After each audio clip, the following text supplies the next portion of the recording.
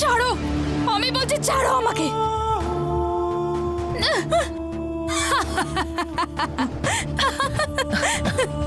মা আমার বিয়েতে আসবে তো?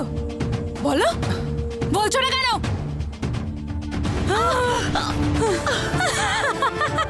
আরে দাঁড়া দাঁড়া, তুই ছাড়ো, যাবি না, ছাড়ো। আরে এক সেকেন্ড, না দাদা, এখন শান্ত হয়ে গেছে। এখন আর রাস্তায় আপনাকে বিরক্ত করবে না। এবার আপনি ওকে হাসপাতালে নিয়ে যেতে পারেন। ঠিক আছে, সাবধানে নিয়ে যেও। সাবধানে? কি সাবধানে? যদি তুমি ওকে সঠিকভাবে শিক্ষা সংস্কার দিতে, তাহলে আজকের দিনটা দেখতে হতো না। সন্তানের লালন পালনের দায়িত্ব শুধুমাত্র মায়েরই হয় না।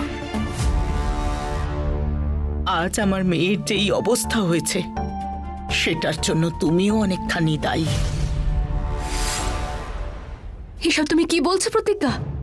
এই বাড়িটা অত্যন্ত পবিত্র, লাল কোণে এই বাড়িতে কি করে আসতে পারে? সেসব কিছু আমি জানি না তপস্যা, কিন্তু আমি নিজের চোখে ওকে দেখেছি। তাই জন্যই তো লুকিয়ে এই বাড়িতে ঢুকলাম আমি, আর ভুল করে মালা দিদির ঘরে পৌঁছে গেলাম, যার ব্যাপারে আমি কিছু জানতামই না। এখন তো তুমি সব জানতে পেরে গেছো প্রতিজ্ঞা। তাহলে এতটা কনফার্ম হয়ে তুমি কি করে বলছো যে লাল কোণ এই বাড়িতেই আছে?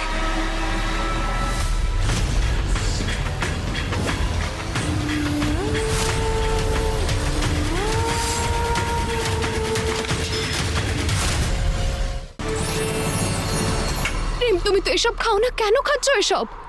প্লিজ।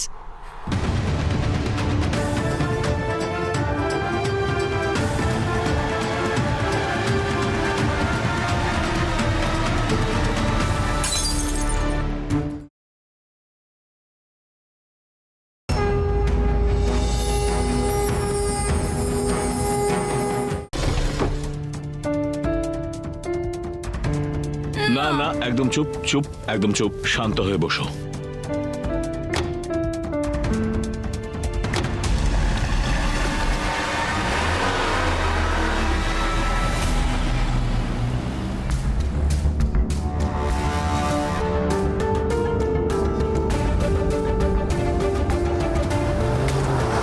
এই গাড়ির স্পিড এত বেড়ে যাচ্ছে কি করে? ভেরি গুড বাবা, ভেরি গুড।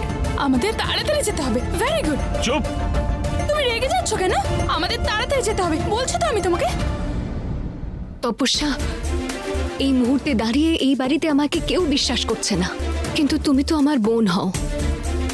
এর আগেও তোমার বিশ্বাস আর তোমার সঙ্গের জন্য আমি কর্ণমোহিনীর সঙ্গে লড়তে পেরেছিলাম, ওর বিনাশ করতে পেরেছিলাম। তাই আমি তোমার কাছে একটা জিনিস চাইছি, আর একবার আমাকে বিশ্বাস করো, যাতে আমরা দুজনে মিলে ওই নববধূকে খুঁজতে পারি আর ওকে আটকাতে পারি, আমাদের পরিবারকে বাঁচাতে পারি। সাহায্য করবে তো আমায় আরো একবার? যদি তাই হয়ে থাকে তাহলে আমি তোমাকে সাহায্য করব প্রতিজ্ঞা, ওই লাল কোণেকে খুঁজতে। আর একবার সবকিছু ঠিক হয়ে গেলে আমি এখান থেকে চলে যাব, যাতে তুমি আর প্রেম সারা জীবনের মতন এক হয়ে যেতে পারো। তপস্যা, আমার না সম্পূর্ণ বিশ্বাস ছিল যে আমার বোন নিশ্চয়ই আমাকে বিশ্বাস করবে।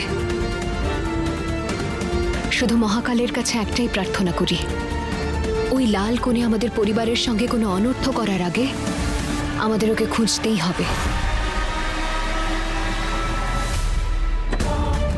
এই ব্রেকও তো লাগছে না। তুমি ব্রেক চাপছো কেন? আমাদের তাড়াতাড়ি